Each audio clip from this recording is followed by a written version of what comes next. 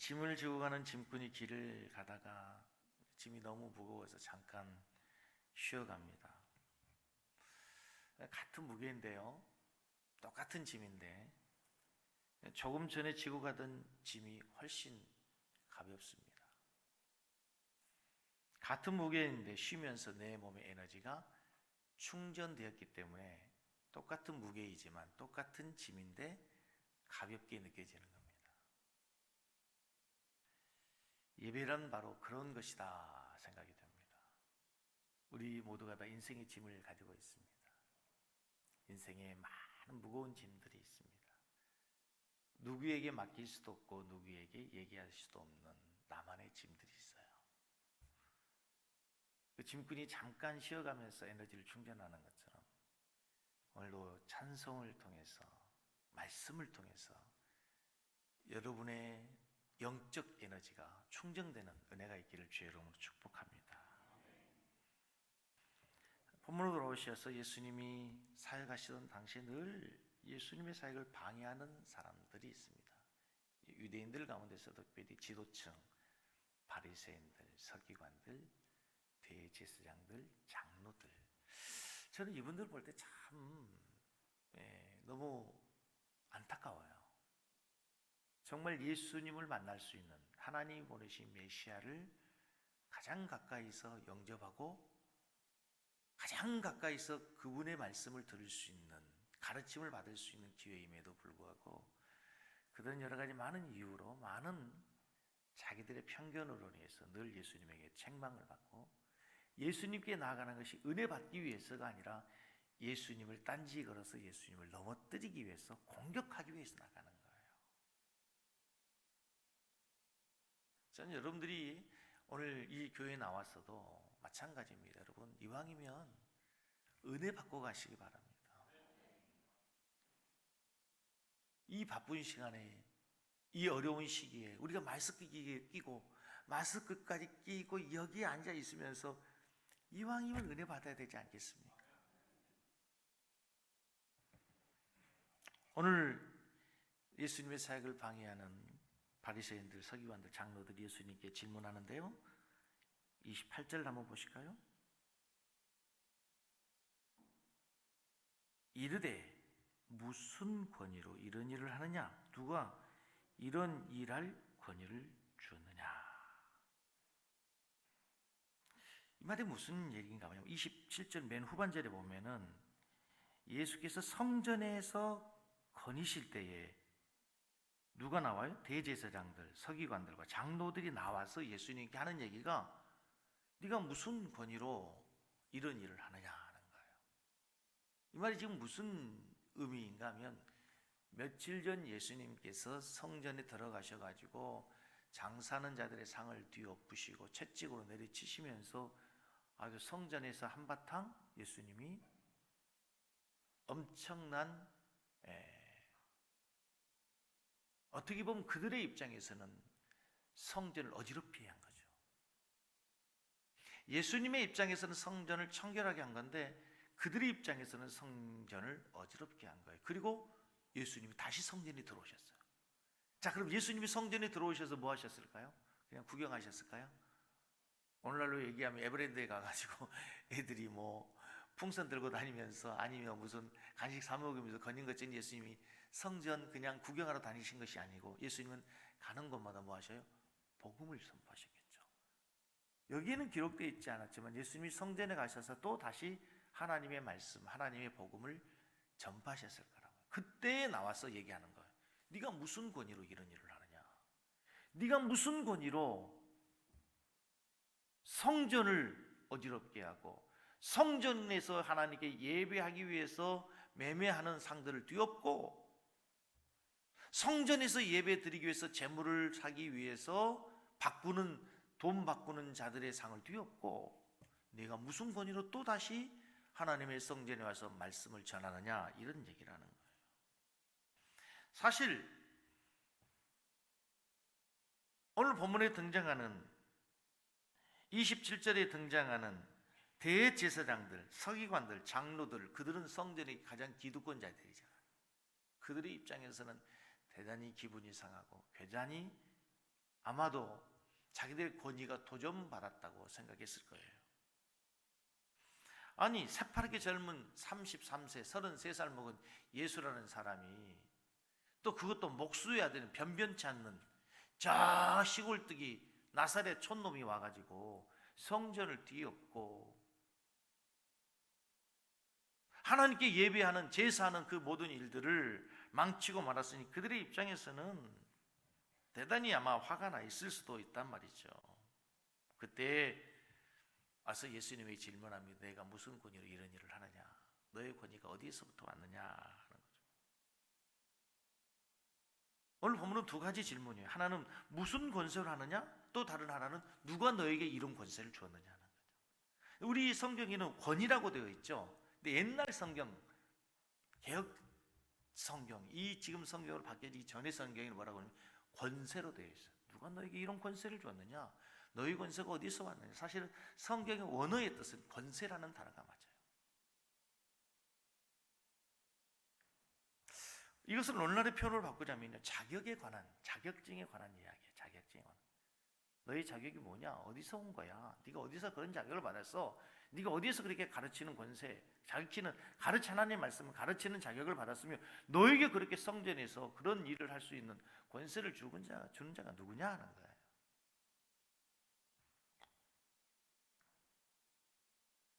만약에 여러분 예수님이 가지고 있는 그 권세의 출처가 분명하고 누군가에게 인정받지 못하고 지지받지 못한다면 그가 성전에서 행했던 그 개혁이라고 하는 일이 엄청난 문제가 될 수 있겠죠. 더구나 자격이 없이 성전에 청결케 하고 성전을 가르쳤다면 문제는 심각해질 수 있는 거잖아요. 제가 어렸을 때 저희 마을에는 약국이 없었습니다. 그래서 약국을 가려면 어디로 가야 되냐면 곡성 읍내까지 가야 됩니다. 차를 타고. 그 읍내에는 두 개의 약국이 있었는데요. 하나의 약국은 잘 되는데 하나의 약국은 잘 되지 않는, 손님이 없었어요.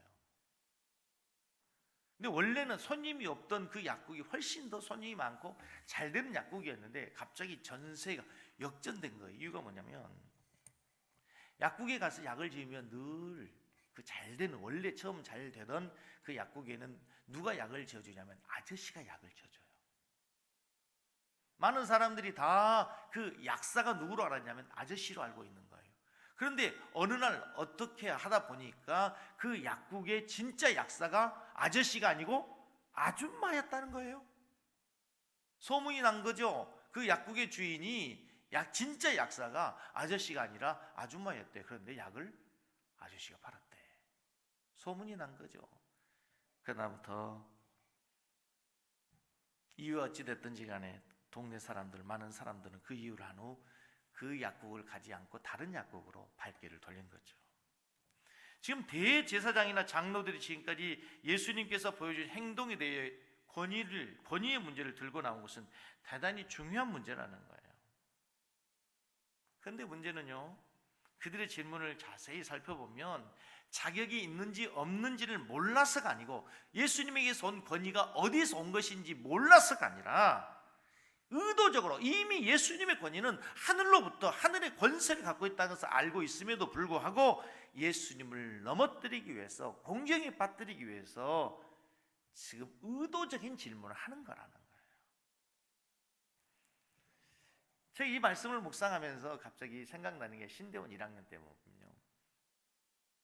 저희 충시 신대원 1학년 때 가서 보니까요, 이 출신들, 이력들이 대단한 사람들, 다양한 사람들이 많아요.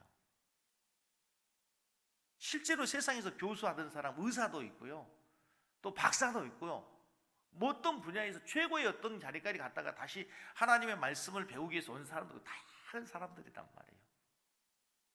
목회를 오래 했던 사람들도 있고요. 그런 분들이 이제 수업 시간에 교수님에게 질문하는데 두 종류의 질문이 있어요. 진짜 몰라서 교수님 이게 어떻게 된 겁니까? 질문한 게 있고요. 자기가 가지고 있는 어떤 얄팍한 지식을 가지고 교수님을 떠보기 위해서, 교수님을 시험해보기 위해서 하는 질문이 있어요. 지금 예수님에게 와서 질문한 이 장로들, 대제사장들, 서기관들의 질문은 예수님의 권위가 어디에서 온 것인지를 몰라서 직접 궁금해서 질문하는 것이 아니라 예수님을 공격하기 위해서라고 하는 사실을 예수님 알아요. 그래서 예수님 어떻게 대답하시는가 하면 29절과 30절에 보면은 나도 한 말을 너에게 물어볼 텐데 너희들이 대답을 잘하면 내가 대답해 줄 거야 하고 나서 예수님이 하신 말씀이 누구냐면 세례 요한의 이야기래요. 같이 읽어요. 29절 예수께서 이르시되 나도 한 말 너에게 물으니 대답하라. 그러하면 나도 무슨 권위로 이런 일을 하는지 이르리라. 30절 요한의 세례가 하늘로부터서냐 사람으로부터냐 내게 대답해라.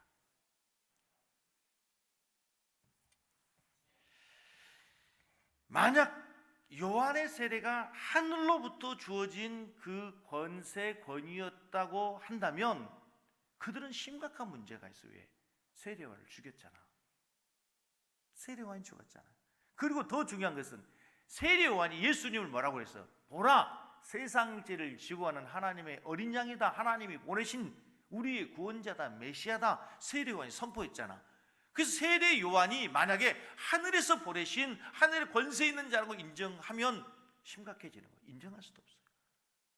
그렇다고 세례요한의 권세가 사람에게서 왔다고 얘기할 수도 없다는 이유가 뭐예요? 많은 사람들이 세례요한을 지금도 참 선지자로 여기고 있기 때문에 32절에 백성들을 두려워해서 그것을 얘기할 수도 없어요. 그때 예수님께서 뭐라고 하시냐면 나도 말하지 않겠다. 이 말은 무슨 얘기예요? 내가 몰라 얘기가 아니고 너희들은 이미 세례요한이 하늘에서 온 권세인 줄 알지 않느냐. 나도 말하지 않을까. 내가 이미 너희들에게 말한 바와 같이 내 권세는 어디서 온 거다? 하늘로부터 하나님 주신 권세인 걸 알지 않느냐. 내가 세례 받을 때 하늘에서 음성이 나서 성부 하나님께서 이는 내 사랑하는 아들이요 내 기뻐하는 자다 얘기하지 않았느냐. 세례요한이 선포하지 않았느냐. 내가 지금까지 사역하던 모든 사역을 보라. 내가 한 번도 내 사역과 내 욕심을 위해서 일하지 않고 나는 오직 하나님의 영광을 위해서 하나님이 보내신 뜻을 위해서 살아간 내 삶의 사역을 보면 너희들이 내가 하늘로부터 온 것인 줄 알 것이다.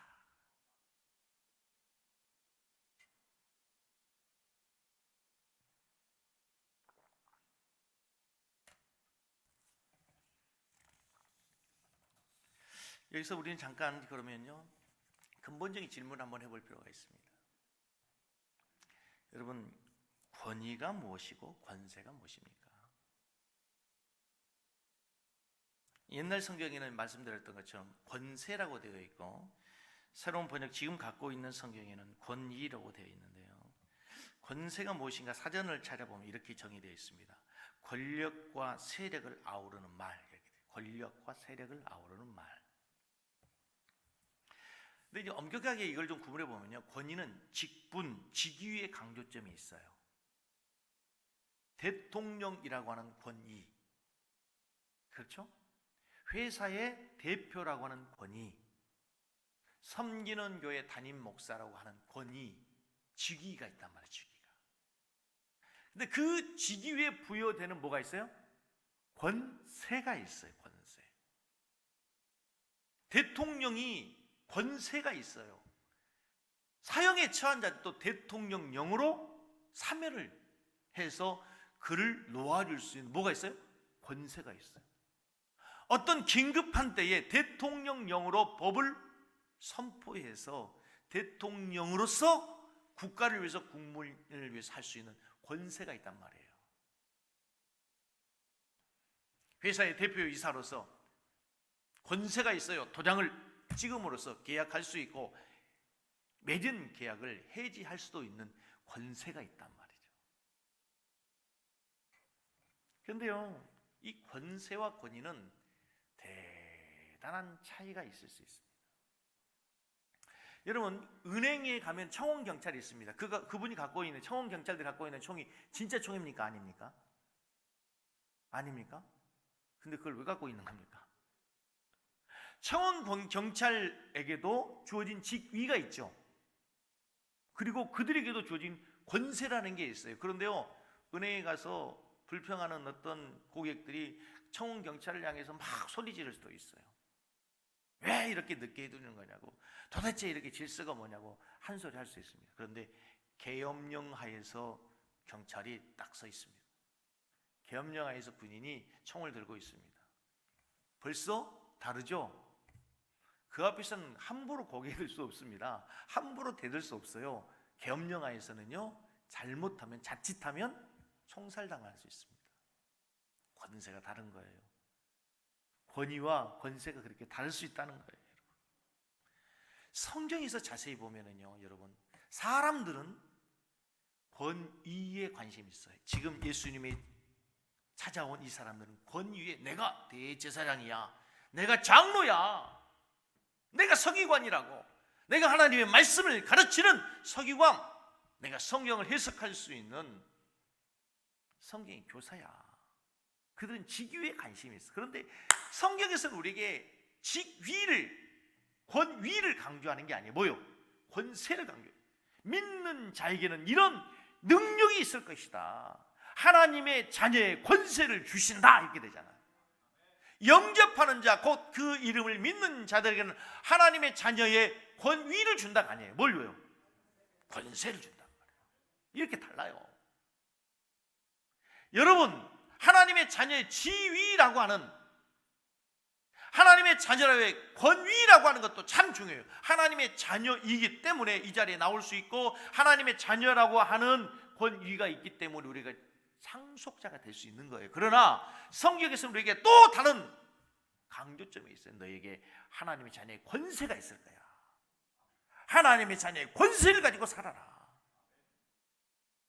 오늘 예배한 우리 사랑하는 성도 여러분, 여러분들이, 저는 하나님의 자녀의 권세를 회복하고 하나님의 자녀의 권세를 누리며 살아가는 우리 성도들이 될 수 있기를 주의 이름으로 간절히 축복합니다. 사회학자 막스 베버라고는 유명한 학자가 있는데, 그분이 권세의 근거를 세 가지로 분류해서 설명을 합니다. 그 권세는 법리적이고 합리적인 곳에서 나온다는 거예요. 그분의 글에 보면 이런 얘기, 중국의 한 작가가 고대의 우화를 정리하면서 여우의 진리라고 하는 재미있는 설화를 가지고 이렇게 설명합니다. 여우가 얘기를 하기를, 여기저기 돌아가면서 이것이 진리야 라고 하면서 토끼를 만나서는 너는 내게 복종해야 해, 이게 진리야. 자기가 갖고 있는 힘이 있으니까. 너는 약하고 나는 강하니까 토끼, 너는 나에게 늘 복종해야 돼, 이게 진리야. 닭을 보고는 너는 나한테 늘 잡혀 먹어도 괜찮아, 너는 나의 밥이 되는 거야, 이게 진리라는 거예요. 뿐만 아니고 개한테 가서는 내가 닭이나 토끼를 잡아먹을 때 너는 간섭하지 마, 이게 진리야. 이거는 진리가 아니죠. 참 권세가 아니죠. 이건 뭐라고 그래요? 이건 허세라고 하는 거예요. 자기가 갖고 있는 힘을 가지고 함부로 사용하는 거, 그건 참된 권세가 아니고 허세인 거예요. 이 권세가 뭔가 하면요, 제가 설명을 해볼게요. 오케스트라의 지휘가 있어요. 우리는 오케스트라가 없으니까 성가대 지휘. 성가대 지휘자가 막 지휘를 하다가 빨리 하면 곡이 빨라져요. 모션이 커지면 소리가 커져요. 모션이 작아지면 소리가 작아져요. 탁 하면 멈춰요. 그렇죠. 이게 뭐예요? 성가대 지휘자의 권세예요. 권위예요. 그런데 성가대 지휘자가 마음대로 하는 게 아니에요. 성가대 지휘자가 모션을 크게 하고 빠르게 하고 작게 하고 멈추고 무엇에 근거해야 되죠? 악보에 근거해야 돼요. 성가대원들이 보고 있는 악보에 근거해서 그가 지휘를 할 때에, 바른 지휘가 될 때에 성가대원이 따라가고 복종하고 순종하는 권위, 권세가 쓰는 거야. 그러니까 바른 권위가 되기 위해서는 뭐가 해야 돼요? 합리적인 근거가 있어야 돼요. 합리적인 근거. 담임 목사라는 지위가 있어요. 옛날에는요, 여러분, 교회에서 순종해, 주의 종에게 순종해. 옛날에는 순종이 참 강조되어 있어요. 우리 권사님들 신앙생활 할 때는 다 그렇게 배웠어요. 요즘에 제가 여러분들에게 순종해, 담임 목사에게, 이런 얘기 잘 하지 않아요. 요즘에는 권위를 인정하는 시대가 아니기 때문에. 그렇다고 저에게 대드는 사람은 없지만, 우리 신앙인의 근거가 있어요. 나이가 많기 때문에, 직분이 장로이기 때문에, 권사이기 때문에, 담임 목사이기 때문이가 아니라 우리의 합리적인 근거가 있어야 돼. 그게 우리는 뭐죠? 영원불변한 하나님의 말씀에 근거해서 하나님의 말씀이 부모에게 순종하라 했고 권위자에게 복종해라 했고 교회에서 질서에 순종하라 했기 때문에 우리는 하나님의 말씀에 근거할 때 바른 뭐가 생기는 거예요? 권위가 생기는 거예요. 두 번째 권위가 있는데요, 전통적 권력이 있어요. 전통적 권력이라는 것은 오랜 시간 동안 모든 사람이 인정하는 자연스러운 권력이 있어요. 옛날에 마을에 가면은요, 자연스럽게 동네에 서열이 다 정해져 있습니다. 누가 정하지 않았는데도 불구하고 다 서열이 있어요. 그래가지고 아무리 힘이 센 청년, 펄펄 끓는 힘을 갖고 있는 청년도 하얀 수염물 그리고 담뱃대를 들고 갓을 쓰고 하는 어른 할아버지를 보면 다 어떻게 고개를 숙이고 인사를 합니다. 힘으로는 청년이 훨씬 더 큰 힘을 갖고 있어도, 육체적인 힘을 갖고 있어도 그 할아버지에게 공손하게 안녕하십니까, 옛날에 우리 어른들에게 진지 잡수셨는게라 하고 인사를 했어요. 이게 뭐예요? 전통적 권력이라는 거예요. 전통적 권력. 가정에서는, 그리고 사회에서는, 직장에서는 우리가 보이지 않는 권력이 다 정해져 있는 거예요. 세 번째 권력이 있어요. 그게 뭐냐면 신적 권세예요. 신적 권세. 그게 바로 영적인 권세라고 하는 거예요. 조금 전에 말씀드렸던 것처럼 요한복음 1장 12절을 암송합니다. 영접하는 자, 곧 그 이름을 믿는 자들에게는 하나님의 자녀가 되는, 뭘 줬다고요? 누구에게? 영접하는 자, 곧 그 이름을 믿는 자들에게는 하나님의 자녀가 되는 권세를 주셨어요. 우리에게는 권세를 주셨어요. 우리에게 주신 권세가 얼마나 큰 권세냐? 천사를 움직이고 마귀를 대적하며 우리가 기도하면 성령이 역사하고 하늘의 문이 열리는 영적 권세가 있다는 사실을 믿으시면 아멘. 진짜 믿으십니까? 문제는요, 우리가 이 권세를 사용하지 않는다는 데 문제가 있습니다. 너무 유치한 예화가 될지 모르겠지만요, 이렇게 얘기해봐요. 한 할머니가요, 아주 가난하게 삽니다. 먹을 거 못 먹고 입지도 못 입고 입을 것도 못 입고 아주 왜 그렇게 어렵게 살아가는지. 근데 그 할머니가 돌아가시고 난 다음에 보니까 놀라운 거, 은행의 잔고에 수십억의 잔고가 있었어요.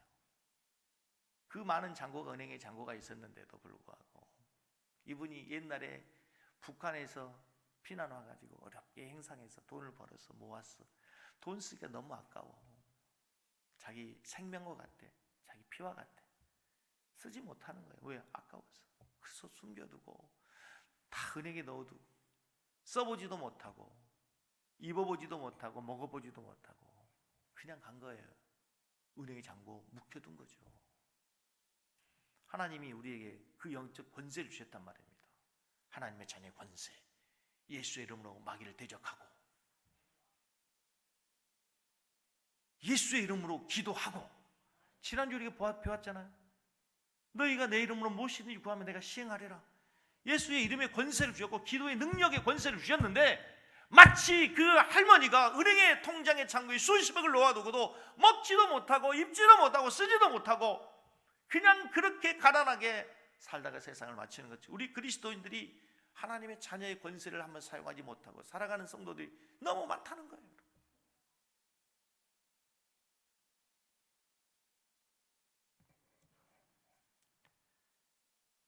사랑하는 성도 여러분, 여러분들에게 하나님의 자녀의 권세가 있고 예수 그리스도의 이름의 권세가 있고 예수 그리스도의 보혈의 권세가 있음을 믿으시기 바랍니다.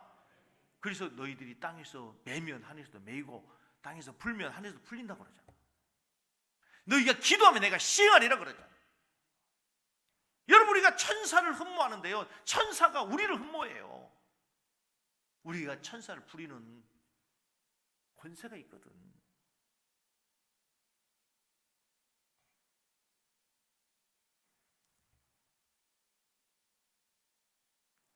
하나님께서 하나님의 종들을 세우시고 하나님의 일꾼들을 세우셨어요. 여러분들에게 주어진 직분이 있죠. 목사만 하나님이 주신 직분이 아니고 장로, 권사, 집사, 그리고 성도, 하나님 자녀의 모든 직분은 신적 권세가 있는 거예요. 하나님께서 주신 거라고 있는 거예요.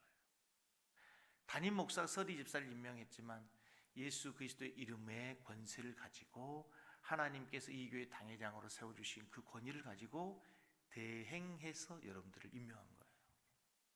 그렇다면 여러분이 갖고 있는 그 신분과 직분은 신적 권위가 있는 거예요.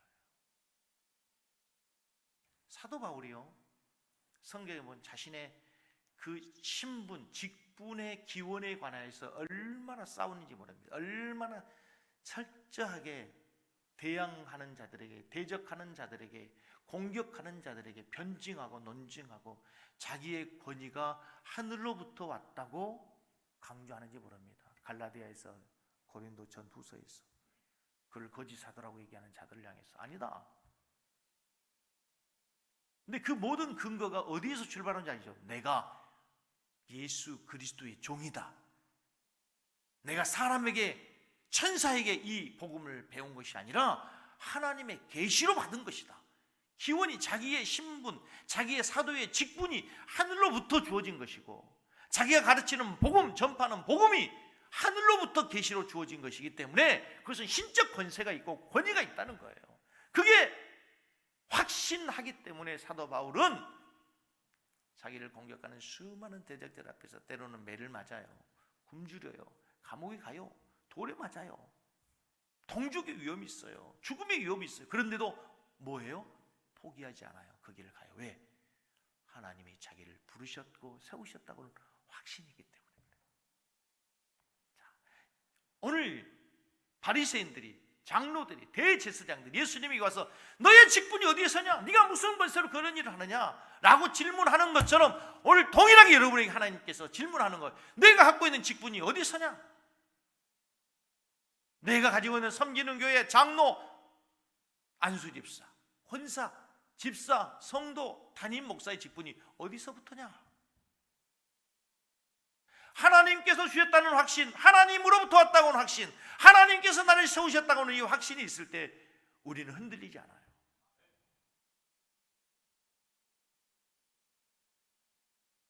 어려워도 힘들어도 그 길을 가는 거예요.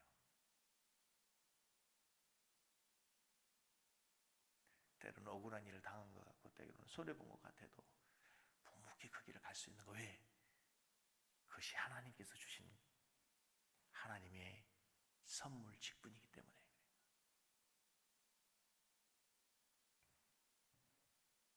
사랑하는 성도 여러분, 여러분이 가진 모든 직분이 위로부터, 하늘로부터 주어진 것임을 기억할 수 있기를 바랍니다.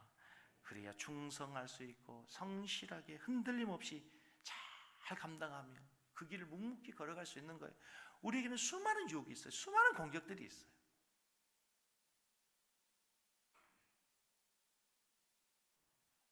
엘빈 토플러의 저서 권력 이동에 보면 권력을 이렇게 규정하고요. 역사적으로 볼 때 이제 가장 낮은 권력이 뭐냐면 이제 완력이라고 하는.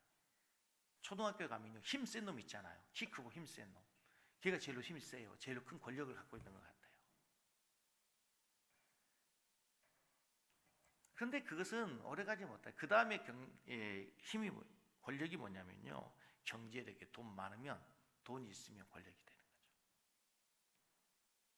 요즘 자본주의 세상에서, 자본주의 시대에서 돈은 하나의 권력이 돼 있어요. 경제력이, 국가의 경쟁력도, 국가의 경제력도 바로 국가들 간에 보이지 않는 권력이 되어 있어요. 미국을 향해서 큰 소리 칠 수 있는 세계적인 나라가 어디가 있어요? 중국밖에 없지 않습니까? 그 다음 단계가 뭐냐면요, 정신력, 지력, 지식이 권력이에요. 그래서 돈 가진 사람들이 권력을 갖고 있는 사람에게 또 고개를 숙이게 되어 있어요. 제가 말하려고 하는 권력은 그 다음이에요. 그 다음에 그 사람이 아무리 많은 지식을 갖고 있고, 아무리 많은 경제력을 가지고 있고, 그 사람이 아무리 큰 힘을 갖고 있다 할지라도 요즘 세상에서는요, 도덕성이 무너지면 다 무너져요. 도덕성이 무너지면. 우리가 잘 아는 많은 정치인들이 큰 힘을 가지고 있다 어느 날 하루아침에 도덕성이 무너지면서 완전히 추락하는 경우를 우리는 너무너무 많이 보게 돼요. 도덕성이 그 모든 것에 기반이 되어 있어요.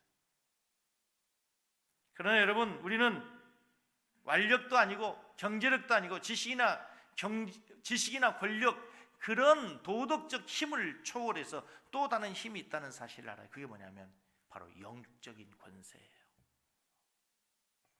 예수님이요, 마태복음 7장에 보면은 마태복음 5장에서부터 마태복음 4장에서 사단의 시험을 마치시고 5장에서부터 산상수훈의 말씀을 하세요. 심령이 가난한 자는 복이 있나니 천국이 적인 것입니다. 애통하는 자는 복이 있다. 쭉 예수님께서 산상수훈을 얘기하셔요. 많은 말씀을, 오른밤을 치거든 왼밤을 내라, 오리를 가자거든 십리를 가라, 이런 얘기 말씀 쭉 하시고 나서 마태복음 7장 29절 말씀에 이렇게 마지막 결론이 나와요. 뭐라고 나오냐면, 여기는 안 뜰 거예요. 마태복음 7장 29절에 마지막 결론을 뭐라고 나오냐면, 이는 그 가르치시는 것이 권위 있는 자 같고 그들의 서기관과 같지 아니하였다, 이렇게 되어 있어요. 똑같이 하나님 말씀을 가르쳐요. 똑같이 율법을 가르친단 말이에요. 근데 예수님이 서기관과 다른 게 있어요. 그게 뭐냐면 권위 있는 자 같았다는 거예요.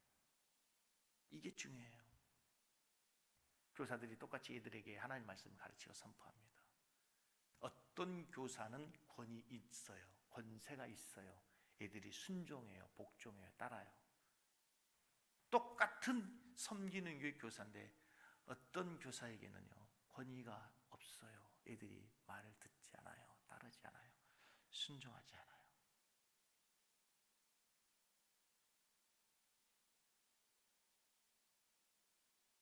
가정에서도 아버지는 똑같아요. 어머니가 똑같아요. 어떤 아버지는 권위가 있고 권세가 있어요. 한마디 하면 아이들이 듣고 가족들이 순종, 복종을 해요. 그런데 어느 가정에서는 권위가 없어요. 여러분, 교회에서요, 장로예요, 권사예요, 항정직 직분을 갖고 있어요. 셀 리더예요. 다 똑같은 직분들을 갖고 있단 말이에요. 누구에게는 권위가 있고 누구에게는 권위가 없어요. 누구는 권세 있는 자 같고 누구는 바리새인과 서기관과 같을 수 있단 말이에요. 중요한 얘기를 하는 거예요. 똑같은 일을 합니다. 똑같은 말을 합니다. 똑같은 위치에 있습니다. 누가 하면 권위가 있고 누가 하면 권세가 있고 누가 하면 권위가 없고 누가 하면 권세가 없는 거예요.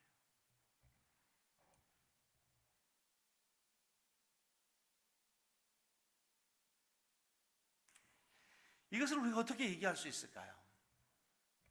성경에서는요, 우리 인간은 다 똑같아요. 그래서 성경에서는 너희 힘 없는, 능력 없는, 영향력 없는, 권세, 권위 없는 너희들에게 내가 위로부터 주어진 힘을 줄 거야. 여러분이 권세 있는 자가 되기 위해서, 여러분이 더욱더 권위 있는 자가 되기 위해서 오늘부터 해야 될 일이 바로 위로부터 부어지는 하나님의 능력을 덧입을 수 있기를 주를 축복합니다. 똑같이 나와서 기도하는데요, 누가 기도하면 달라. 성령이 충만해. 똑같이 말씀을 전했어요, 리더가. 그런데 누가 전하면 능력이 있어, 누가 전하면 권세가 있어요. 누가 전하면 그게 마음의 심령이 꽂히고 마음이 움직인단 말이에요.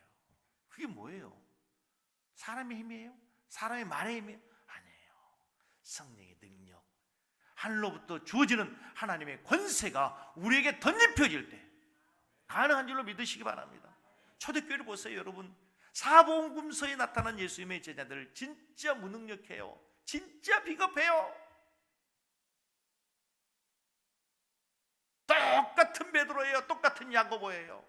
배신자들이었어요. 그런데 그들이 위로부터 주어지는 하늘의 능력을 덧입고 나가니까 3,000명, 5,000명이 회개를 하게 되고, 그들이 성령의 충만함을 받고 나가니까 그들을 죽이려고 하는 로마의 병사들 앞에서, 백성의 지도자들 앞에서도 당당하게 주의 복음을 전할 수 있는 능력과 권세가 있다는 사실을 믿으시기 바랍니다.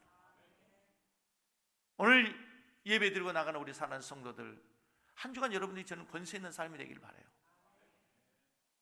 권세 있다고 해서 목에 힘준다고 되는 게 아니고 여러분들이 성령이 충만을 여러분과 하나님이 함께 하고 있다는 증거들이 보여지게 되면은 모든 사람들은 여러분이 하나님의 사람을 인정하고 권위를 인정하게 될 줄로 믿습니다. 할렐루야, 할렐루야. 오늘 우리 찬송하고 한번 기도하겠습니다. 하나님, 내가 예수의 자녀로서의 권세를 회복하게 하여 주십시오. 하나님의 자녀의 권세를 회복할 수 있게 하여 주십시오. 잃어버린 권세를 회복하게 하여 주십시오. 찬양하고 기도하면 좋겠는데요. 모든